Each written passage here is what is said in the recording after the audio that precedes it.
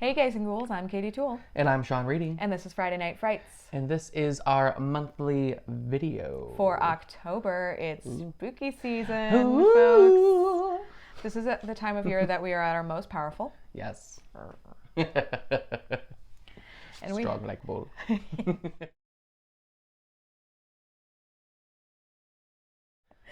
And we have so much to talk about today Mm-hmm. because there is so much happening in the horror world, which is why October is the best time of the year. Absolutely. So we're going to start with, we're going to start with the most important thing that I feel like we need to talk about that happened actually a couple of weeks ago, and that is the revelation that Elvira is queer. You stole my heart. I've been talking about this nonstop. She literally panic sent us a mass an article. It was like, this is not a drill.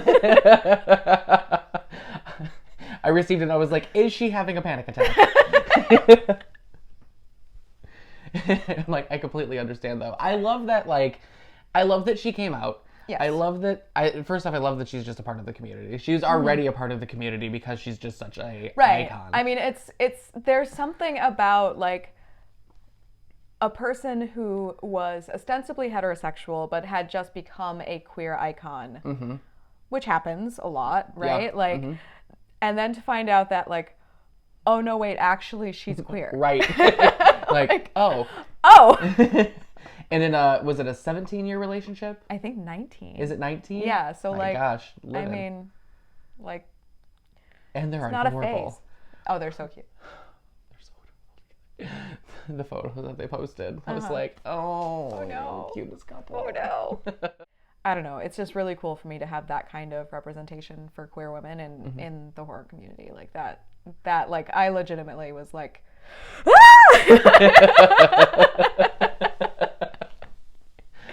and then that she was still in it. The way the headline was, it was revealed a 19-year relationship. I was like, oh, well, when did that happen? And it's like, oh, no. This is her life partner. They're still together. Yep. It's not like they had a relationship. Exactly, because sometimes they broke up 5 years ago or right. Something It's sometimes you get the celebrities who are like, oh sure, I mean, back in the 70s we were crazy, we did all kinds of stuff, but it's like, no, this is her life, and exactly. Yeah. So this is a real thing. Yeah. This is a real present thing. Yes. So very exciting that she is, back out in the world. I can't wait to read her book. Yeah, I'm very excited to read her book. Yeah, I followed her on Twitter because I didn't know she had a Twitter, although why would I think that Elvira would not have a Twitter? But Right. Well, yeah, because I do follow, so I follow the actual the Elvira Twitter. And then I also follow hers. Cassandra Peterson? Yes. Oh, okay. Yeah, I'm only following Elvira, so maybe I should follow Cassandra Peterson as well. Pumped that she's still on TV, or pumped that she's back on TV, sort of. Right. I mean, Right. on Shudder, but I mean, that's TV. Well, and if I'm not mistaken, if I read it correctly, now don't quote me on this because I just saw snippets of it, but because I know Netflix is kind of going all out a bit more all out for Halloween, and if I'm not mistaken, she is a part of that to a degree. Oh, really? Yes. Oh, Also very exciting. and also if you want to watch Elvira, Mistress of the Dark, it is on HBO Max. Oh, yes. Yeah. We should absolutely do that. Yeah. We should watch that. I will say the only, because I tend to to watch movies that have a significant date reference in it. I'll watch it on that day. So today I will be watching Mean Girls. Oh, of course. Because yes, he asked me what day it was. and it's October 3rd. Hey, what day is it? It's October 3rd. On October, she says on October 3rd he asked me what day it was. He's like, hey, what day is it? It's October 3rd. Oh, to be a teenage girl with a crush, Right. It's so real. It's so real. That movie is so real. Even though it was a boy, still, Right. It's the same thing. Mean Girls is in its own right, that movie. That movie itself is a cultural phenomenon. Oh yeah, for sure. There are so many references. Oh yeah. So that's my one exception in October that it's not a horror movie, but I watch it every October. But that's true, and they go to there's that whole big sequence where they go to the Halloween party. That's true. So like you could when she technically, I mean, if people claim Die Hard's a Christmas movie, you could claim that Mean Girl's a Halloween movie. There we go. It takes place during Halloween. Automatic tie-in. I also believe that tonight's episode. I saw a teaser on Facebook from the Bob's Burgers Facebook because the new season just started. That tonight's episode will be Mean Girls themed because it's October 3rd. Oh my God, yes. Oh my God, yes. All right. It was like the poster, and like Tina was in the Lindsay Lohan spot, and then I think Courtney and Jocelyn and Tammy were like in the background. Yes. So I don't know what they're gonna do with it, but it's gonna be awesome. And like, you know, I'm sure that they're gonna recreate the whole cool mom thing with Linda. Oh. I'm not just a regular mom. I'm a cool mom. Such a good movie. Such a great movie. Yes. And there are more. Yes. Great movies coming out. So excited. This month, like, usually every month I have, like, one specific movie that I'm really looking forward to. This month, it's all I want to watch. Yes. I'm like, the movie theaters are going to get all of my money. Right? I don't know if they know. You're getting all of my money. Right? And then, like, the streaming services are going to get that are already getting my money are going just to get all of my time. Yes. Yep. Yeah. Yep. Yeah, I know we discussed Titane last video. Mm-hmm. It's officially out. Yep. I have not had a chance to go see it in theaters. No, me neither. Is it on streaming anywhere, or is it only in theaters? It's just in theaters. Okay, so we're gonna have to figure that out. Yeah, it was like maybe tonight. We'll see. We need to plan a time though. It already has. Last I looked, which I just looked yesterday, and it had 100% user review score and like really? 94% critic score. Yeah. I'm not surprised. I'm not surprised at all. Mm-hmm. But damn. Yeah.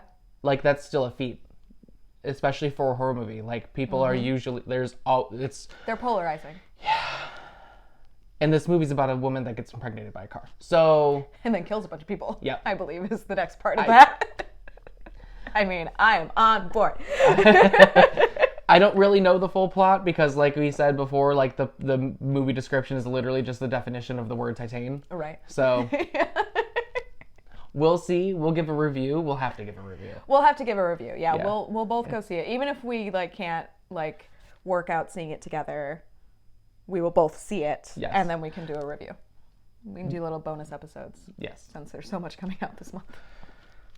Just keep them coming. Just keep them coming. I mean, I'm not complaining at all. Mm-hmm. So we have Titane that, you know, technically came out on Friday. Mm-hmm. What else came out on Friday? So Amazon Prime is once again doing the Welcome to Blumhouse series. Yes. With 4 films, and 2 of them came out on Friday, and then 2 of them are coming out next Friday. Mm-hmm. So that's very exciting. I'm excited. I think the most about Bingo Hell of the 4 of them. I mean, they all look good, but Bingo Hell is the one I'm most excited about. Mm-hmm. That is about that's about like bingo playing grandmas, like specifically like in the Latinx community. So it's actually like bingo playing abuelas, who. Which is its own category, right? And and they just you know are badass, and they like kick ass when somebody's some like evil force is trying to take over like their bingo hall. I don't know, but it looks like a romp. It looks like a certified romp, and I'm excited about it. See, I haven't. So I slept on Welcome to Blumhouse. I slept on the first 4 films. I still have not watched them. I'm making it a plan to watch them all this month. Right. And I will watch the next 4 as well, because I heard that the first 4 were pretty great. I know that there were a little bit of mixed reviews in there for some of them, but I heard that overall that they were really well done. Yeah, I mean it's horror, so there's always mixed reviews. It's always there. But But I'm still genuinely curious. So I'm gonna make that a specific thing to make sure that I watch this month. Yeah, I know that the others. I know that one of them is like a kind of a similar to like a Rosemary's Baby type theme, where like it's a pregnant woman who starts like all I know from like the description is that it's a pregnant woman who starts experiencing like weird phenomenon. So like very much like Rosemary's Baby type vibes. Right. Oh yeah, definitely. That one's called Madres. Okay. And I forget what the other two are called. That's okay. Maybe we'll end up reviewing those too. That's true. We have so many. We got options. So another movie that I'm extremely excited that's coming out this month is VHS 94. VHS 94, yes. So VHS 94 is unfortunately only coming to Shudder. So if you don't have Shudder, maybe jump on that. October would be an excellent month. They should be paying us for this. October would be an excellent month to get the to get that like 1 month free trial. Yeah. Just saying, like if you're gonna do it at any point, like that month should be October. Yep. For sure. Yeah, VHS 94 is also, from what I've been seeing from people who got early screenings on Twitter, is that it's really, really good. Well, I really thoroughly enjoyed the first VHS film. There, like, because it's obviously it's like a mini. What would that be? I forget what that's considered. It's not like is it considered? It's not really considered an anthology. It's considered kind of a semi-anthology. Like Right. it's more like, because there is kind of a narrative that's surrounding the. Right. It's kind of like when TV shows do a clip show. Yes. Right? Like if you've ever watched like the Simpsons clip shows that they did every year, it was like there would be a story of the episode and then they just be like flashing back to when other things happened, and that would be the clips from the previous. Right. So like that's the structure, even though obviously it was all new content like for the movie. But that is, if you need some sort of like something to grasp onto to like get the concept, that's kind of what it is. Right. I do think it is technically considered an anthology still. Okay. Because like I love the first one. I thought that the second one was actually really well done too. I thought that there were some really great shorts in there. The third one was a bit of a disappointment, but I'm glad that they're coming back with this one, and I think I think this one might be the best out of the four. Yeah, it might be. Because there's a lot of really heavy hitters in this that are involved in this. Yeah, and like apparently they've actually like changed up the structure a little bit. Yeah. And I'm not exactly sure how, but that's what I keep hearing. It's like it's not the structure that the same like sort of rote structure, which is not a bad thing, right? Because like when you're on your like fourth movie, right, it's good to switch things up a little bit. It's good to switch things up a little bit, and sometimes, especially because when VHS came out, that sort of like found footage genre was kind of brand new. Yeah, it was like it was almost at its peak, right, at that point. Yeah, but it was still like fresh, and so now it's like a little less so. It's a little more played out, despite the fact that there's also a new Paranormal Activity movie coming out. But yeah, which we should talk about that too. We should talk about that. Like it's happening. But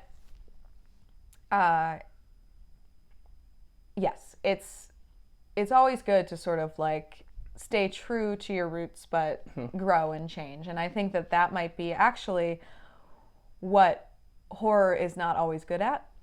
Yeah. Because like we've talked about like these long franchises with dozens of sequels, and it's just the same movie over and over and over and over and over. So, it's a good thing. It's a good thing that people are putting more like, I feel like we've entered an era of people putting a lot more like thought and artistry into horror.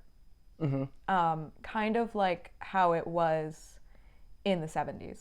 Yeah. When like the first of these franchise movies were coming out, right? Like where the original would come out and it was creative and there were all of these like innovative filmmaking techniques and like, yeah, the stories were usually kind of thin, but it didn't really matter because it was fresh, right? And I feel like we've kind of veered back into that, but I feel like horror it's getting more sophisticated. Yeah. Like in terms of the quality of the filmmaking and also just like the thought put into the stories. Well, and I think that's because like people are taking horror seriously again. Right. It's not about like the goofy slapstick portion of it, or that it's going to be like cheesy or just overall low budget, but it's generally it's low budget because people aren't investing into it because they don't think that it's its own genre. Right. They don't take it like it's not something that's usually taken into consideration for like the Academy Awards right. or the Golden Globes or anything like that. Like no TV shows and no horror movies until recently started really winning. Yeah. That's so, true. Well, yeah, I mean, I remember, I will never, ever, ever forget Jane Fonda's face when she opened. Sorry, this is like deep nerd shit. I'm a big nerd. You probably know this by now, but this is like, I'm veering off into some of my other hyperfixations right now, so just bear with me. I'm on board. When Parasite won Best Picture, Jane Fonda was, and everybody wanted it to. Everybody wanted it to, and nobody thought it was going to. Yep. And because it was just not the type of movie the Academy likes, right? And it had won a bunch of other shit already. And so we were kind of like thinking like, okay, that's, it's fine. We can take that. And then like whatever the same old like Academy fodder movie is gonna win Best Picture. And I don't even remember what it was up against. But Jane Fonda was presenting the award and she opened the envelope and she gasped, like audibly gasped in delight. And then she like looked up and she was like, Parasite. And the whole place went crazy. It was just like the kind of energy that the Oscars don't usually have anymore. Right. Because everyone's a little bit jaded. So it was like, I will never forget the look on her face when she opened the envelope. And fucking Parasite, man. Oh my God, that movie was so good. So good. It had everything. It had everything. Had everything. Gosh, that full concept. I didn't know where they were going with it, and then I watched it, and I was like, even surpassed the expectations that I already knew were so high. Like, they did so good. Right, it was so hyped, and then you like end up in the theater watching it, and you're like, okay. Understood. Right, and like by the end of it, you're like, oh, this is one of those rare occasions where like every single ounce of the hype was deserved and more. Like, this movie is still underrated. Yeah. Like, should be talked about even more. Mm-hmm. But yeah, so it's an exciting time. It's an exciting time to be a horror fan. It is. For sure. That one's coming out on the 6th to Shudder, like we said. Also on October 6th, and this one I'm excited about too, the Netflix movie, There's Someone Inside Your House. It looks really good. It looks really good. It looks like your classic, it looks like your classic kind of, home invasion slasher type. Mm-hmm. And it's like a teen horror movie. It's like, it's like your like your Scream, I Know What You Did Last Summer.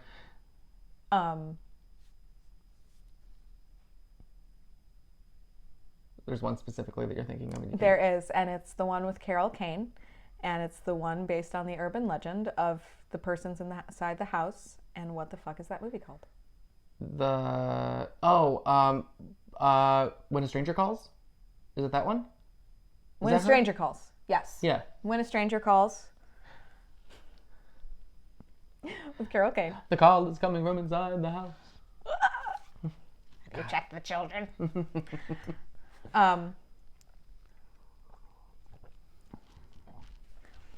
But yeah, it looks like a really fun throwback. Mm-hmm.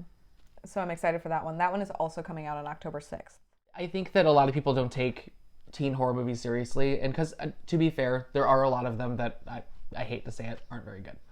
Right. Well, but also it's like, at the same time, I agree, of course. But also, like, I'm an adult, so like, right. I'm not getting introduced to horror at that point. Exactly. So like, the other thing is that like, teenagers built the horror genre. Right. Like the horror genre as we know it exists because they were marketing to teenagers. Yep. With movies like Friday the 13th, with movies like Halloween, with movies like Nightmare on Elm Street. Like, there is something about I mean, there's something about being a teenager. Teenagers are terrifying, but like, Oh yeah. but also there's something terrifying about being a teenager. Yep. Where like you are still in many ways very vulnerable because you're still a child, and then there are many ways that you are coming to recognize the potential horrors of the world in a way that you might not have understood when you were younger. Right. So I think that's why like the sort of coming of age type story mixes so well with horror. Definitely. But also it's just like teenagers go to the movies. Yeah. Yeah. Like, What do you do after school? Well, Go done to with the my movies. homework. Right. I'm gonna go to the movie. I mean, see it's, something. you know, I mean, I went, my God. I went all the time. It was less expensive then. I'm old. It was less expensive then, and I was lucky enough to have a theater that I could walk to. So, biggest thing with this that I'm most excited about is the director and the writer for this. So it's directed by Patrick Brice, who directed Creep, which was not expecting that to be so good. Right. And then the director of Shazam, Henry Gayden, is responsible for the screenplay. So there's some really good heavy hitters. James Wan and Sean Levy are also producers. Oh, wow. Okay. Yeah, so definitely going to be watching this one. Yeah. Yeah, very excited for it. That's another thing about like where we are with the horror genre right now. I feel like for a while there weren't horror movie people. No, there really wasn't. You know what I mean? Like, it was kind of like it was either the sort of like I guess Eli Roth was in there and like sort of starting in the late 90s and like when Wes Craven was still alive, he was still making movies and you know, but it was mostly just like sequels or like little one-offs. Whereas now we have people like James Wan, we have people like Mike Flanagan, we have people who are like consistently producing great horror in a way that we just haven't had in a while, I feel. Yeah. Speaking, really quick spinoff, but speaking of Mike Flanagan. Yes. Okay. So I just want to touch on, because it's already been out. I don't think we discussed it at all in the last episode. No, because we didn't, we like forgot all the streaming stuff. And we sure did. yeah, we just talked about theatrical releases. Yep. It's fine. It's fine. Everything's fine. But Midnight Gospel is out. Not Midnight Gospel. That's Midnight Mass. But speaking of Midnight Gospel, folks, you should also watch that, because that's really great. Watch all the things. Just watch all the things. It is not at all horror related. But that is, especially if you loved Adventure Time but you're an adult, do not let your kids watch it. Watch Midnight Gospel. But Midnight Mass is really what I meant to say. And that, I started it. I have not finished it yet. I was actually literally watching it this morning before you came over. So I'm like about halfway through the season, and I do really enjoy it so far. It is not strictly horror. It is very heavily religious based, which makes sense. It's literally about religion. But I know I've been reading some reviews, and a lot of people have been a little disappointed with the fact that it is not specifically horror. Like, but I'm like, have any of his horror things all been only horror? Right. I mean, you can't say. I mean, there are some moments in The Haunting of Hill House, which we're actually talking about next month, but yes. There are some moments in Haunting of Hill House that are genuinely terrifying. But the whole show itself is not terrifying. Right. The whole show itself is like a very sort of touching exploration of grief. Right. And like, you know, and that, I mean, in my opinion, that's what the best horror is. It's not, It's not, you know, where you, like, yes, it's fun every once in a while to be like, just sit there and be scared and not have to think about it afterwards. Right. That's fun. Don't get me wrong. But I think that the best horror is one that uses horror to explore deeper topics. Definitely. Because, like, why do the things that scare us? Right? Like, why are ghosts scary? Right. You know what I mean? Like, why are ghosts scary? Why does it matter? And it's, you know, when you start exploring that, there are all of these, like, conversations about, you know, unfinished business and regret and grief and, you know, the unknown And that's, I mean, that's part of the reason that I love ghost story horror movies so much, because like you can explore so much using a ghost. So. Well, and that's what I love about Midnight Mass, is that it's exploring something that is very timely, because like religion is one, a very touchy subject, right? Especially right now, especially in 2021. But it, like, so the timing of the show is perfect.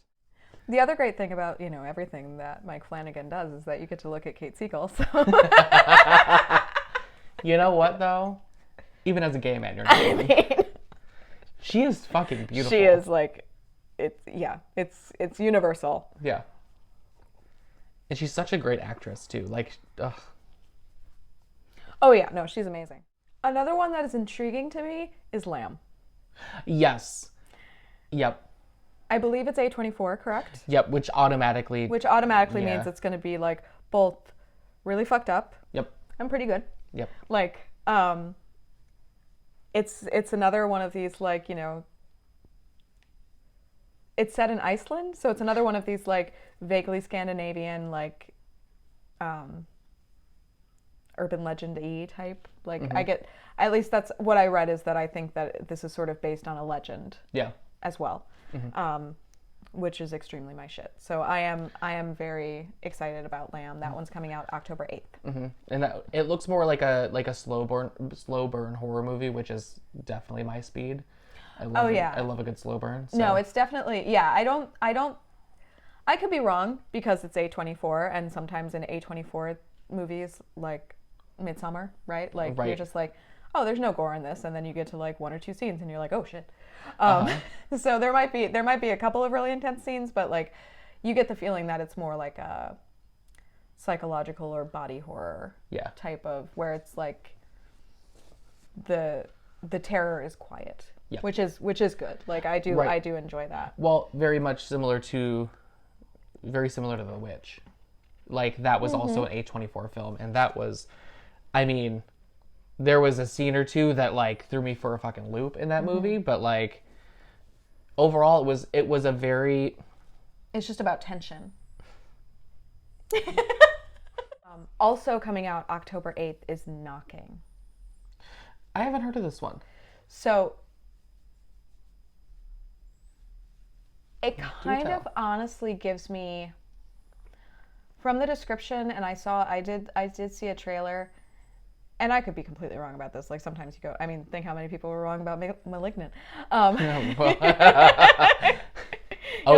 know what this movie is. No, you don't. No, not at all. But it kind of honestly gives me Babadook vibes. Okay. All right. Because it's the story of a woman who has been traumatized, so she's in this very vulnerable state, and she keeps hearing this mysterious knocking. Okay. And it looks like it just kind of slowly drives her insane. Oh. Right? All right. Again, could be completely wrong, but it looks intriguing. Yeah. And that one, I believe, is in theaters October 8th, and then it's going to be on streaming later in the month. Okay.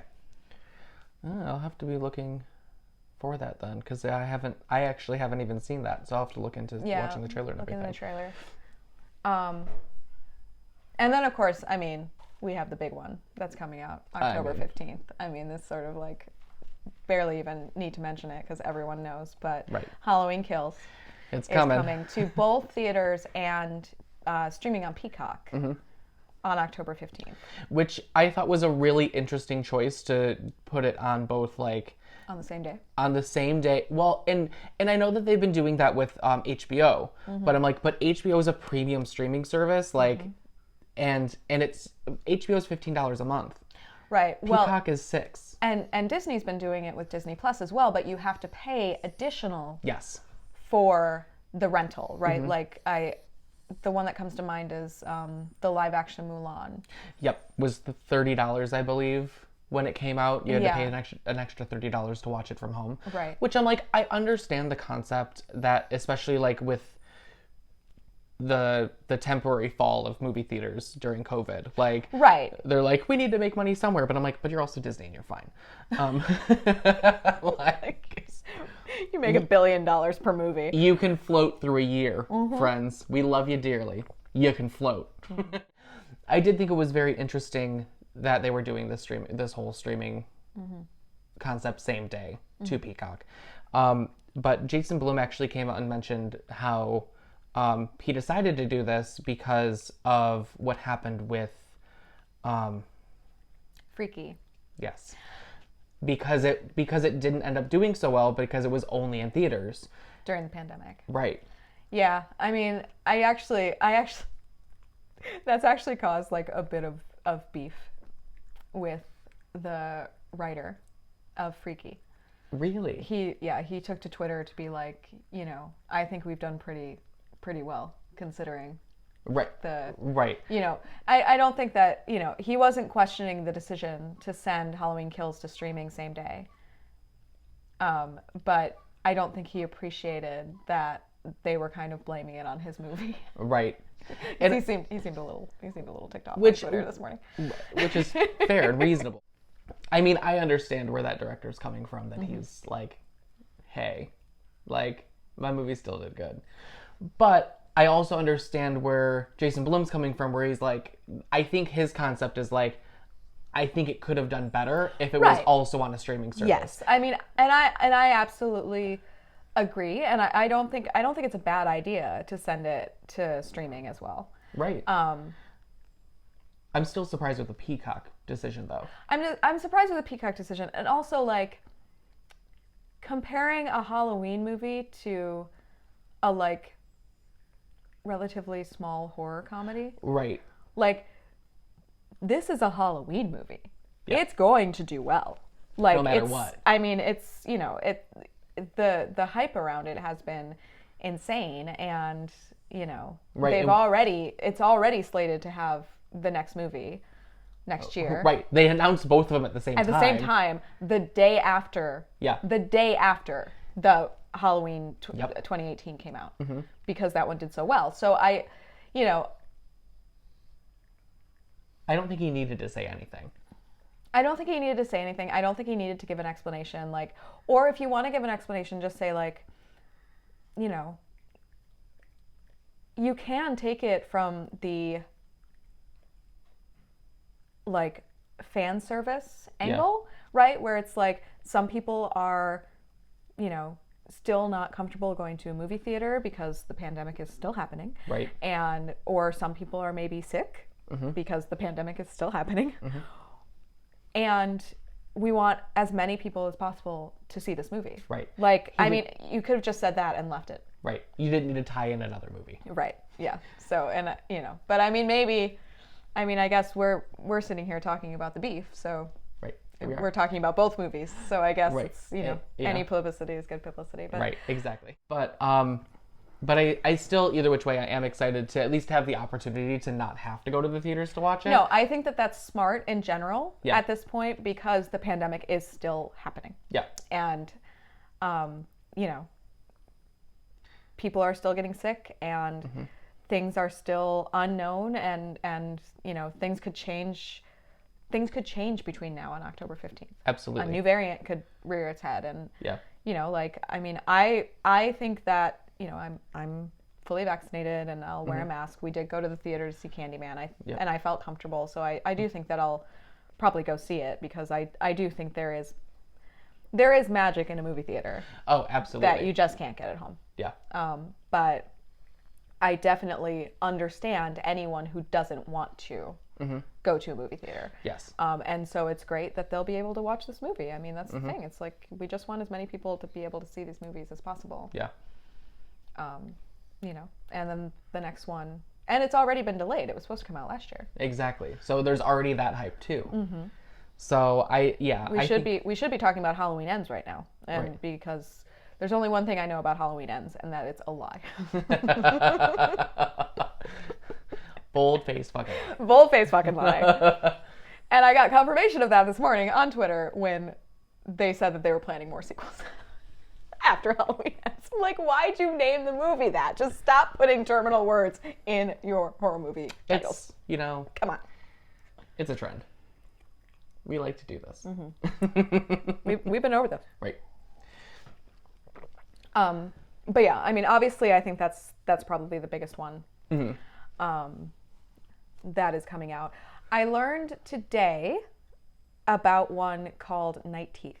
Have you heard of this? Okay, I want to talk about it, and I'm so glad that you saw it too. I'm so pumped. Yes, so Night Teeth is a vampire movie. Yes. And like, when was the last time we got a vampire movie? Right. Like, it's been a bit. It's been a minute. Yeah. Like, it's in its time. And it looks so good. And what's funny is I heard about it because, like, I saw an article and it was like Megan Fox, which is really funny because it doesn't look like she's a main character in it at all. Like, she's just the biggest name. Yes. Yeah. She's a part of it, but she's definitely not like a main character necessarily. But it looks, after watching the trailer, it looks great.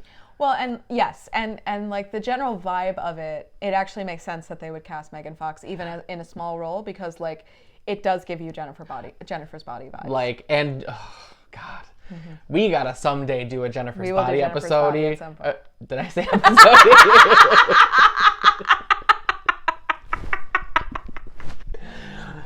Jennifer's Body episode. I loved that movie. I remember seeing that trailer and it was like, I was like, this movie is gonna be awful. Nope. I ate my words real quick. Yep, just like she ate all those guys. Yep, exactly. Yep, that's how it goes. There it is. But yeah, that one looks great. There's just a lot of like, there's a lot of woman-centered horror coming out. Like almost every single movie we have been talking about centers on a woman. Yep. And that's not just because of our biases. That's just like literally every movie that's coming out. That's like, what's coming out. Yeah. There's another one called Fever Dream that's coming to Netflix. That is a psychological thriller. So like sort of, I'm not sure if it's going to be like pure horror, but it's like a psychological thriller about the relationship between two women that like goes weird, right? That's all I know about it. But again, it's and then there's Last Night in Soho. And Last Night in Soho, which this is another one that I've been really anticipating because it like I remember seeing the first trailer to it and I was like, oh, okay, it's gonna be like a interesting like psychological drama, and then all of a sudden the trailer's like, nope, it's horror too, and comedy. Like, right, and comedy, and I'm like, what? Well, I mean, it's Edgar Wright, so you know it's going to be a good time. Exactly. Like, if nothing else, it's going to be a good time. So yeah, that one is coming out the 29th. Yes. And Night Teeth is coming out October 20th. And then Fever Dream October 13th. Yes. Yeah.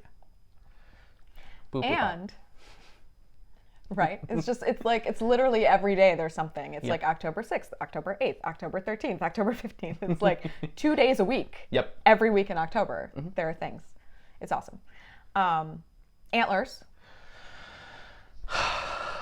So like I said, I can't pick a favorite movie that's coming out this month, but I have been anticipating this movie for a year. We have been waiting for Antlers for a long time. Antlers was supposed to come out like right at the beginning of the pandemic, and they pushed it back for obvious reasons. And now we're finally getting it, and we finally have Kerry Russell back on the big screen. It looks so good. If you have not watched the trailer to this movie, it just looks great. Yeah. It looks beautiful. It looks extremely disturbing. I know atmospheric. Is the word. That is the yes. It is like the definition of atmospheric. It is. It is. I know it's going to be good. I just know it's going to be good. It's just, you can just feel it. Yeah. There was one more. Oh, Chucky. We can't forget Chucky. Yes. Chucky's getting a television show. It's so exciting. It's so exciting. And long overdue. Right? I feel like long overdue. All of the things, it's like, that concept is so like well suited to television. You know, instead of like keeping making movies. But like Brad Dourif is going to be in it. His daughter, I believe, is going to be in it. Really? Yeah. Jennifer Tilly is going to be in it. Of course. I don't know where he comes in. I don't know how big of a part he has, but in the like cast list, Alex Vincent is going to be in it. Yeah, this part of me was definitely shocked when they were like, "Yeah, Chucky Show," and I'm like, "Really?" And I honestly, it took me a while to like figure out exactly what the concept was, because for a hot minute there, I thought it was going to be about Charles Lee Ray when he was alive. Right. Because they have like on the poster, it's like the kid's face, and then like the reflection in the knife is Chucky's face, and I was like, oh, is that supposed to be like Charles Lee Ray as a child? That's an interesting take. What is funny, and like this is not just the show. I feel like this has sort of been a like ongoing like evolution of the series. Is like in the original movie in Child's Play, it was one specific good guys doll that Charles Lee Ray transferred his soul into. That became Chucky. Right. And over the years, they've just gotten into this pattern of like literally any Chucky doll. Yeah, it's him. Is him. And it's like, how many are there? But right. Well, and then there was the like remake. Right. I guess it's what is that? I mean, I guess like a modern retelling is a I believe a reboot. Yeah, yes. But it's a completely different concept in a way. Right. The base is there, but Right. Charles Lee Ray is not a part of it. Right. It's basically like this doll got fucked up in production. Right. And it's like a bug. Yeah, I don't think the newer movie, I don't think the 2019 version is in the continuity of the television show. No, I believe it's just completely on its own. It is from the like sort of the continuation of the original series of films. And who knows, maybe they'll tie it in. Maybe they will. I don't know. You never know with this. I mean, going back to Halloween Kills, like they have that scene of the Halloween masks from Halloween 3, and if the Halloween series can tie in Halloween 3, then anyone can do fucking anything. Here we are. It's 2021, bitches. Do what you want. We are living in the future. Right? The really exciting thing about this too is Chucky's going on 2 different channels. Oh, really? It's going to be on, if I'm not mistaken, I may have the channels wrong, so I know there's 2 channels, but if I'm not mistaken, it's USA and Sci-Fi. Oh, that makes sense. So, yeah. Yeah, it's gonna be interesting. It's gonna be interesting. Mm-hmm. Like, and just, you know, I was at first I thought it was gonna be about Charles Lee Ray as a child, and I'm like, I don't know if I like that. But then, you know, when I heard the concept, I was like, oh, okay. And then I heard Jennifer Tilly was going to be in it. And I was like, okay, sold. On board. Because, like, you know, she was just born to play that character. Right. So, like, the fact that they're bringing back Tiffany is just like, yes. Or that they're bringing in Tiffany, not back. But. Right. I'm like, thank you. Thank you. We've needed more Tiffany in our lives. Always. We didn't have enough. No. Not with, was it 3 movies? Yeah. Maybe 4. It was Bride of Chucky, Bride of Chucky, Seed of Chucky, Cult of Chucky. She was in that one too? Was she? I thought she was. Or wasn't she? It might have just been the 2. I don't know. They all blend together. Yeah. I mean, there's 11 movies. There's a lot of them at this point, yeah. Or 9. And now a television show. Right. Now a television show. So. Actually, speaking of Halloween, I saw a chart that was like the continuity of the sequels. It was like all these lines of like that just went nowhere. Just like nope. That concept was killed off. Right. That concept was killed off. Just ignoring that. Like, that was just completely changed to a different person. This was this fine. Right, yeah. This is just over here by itself. It does nothing, and then we're back over here.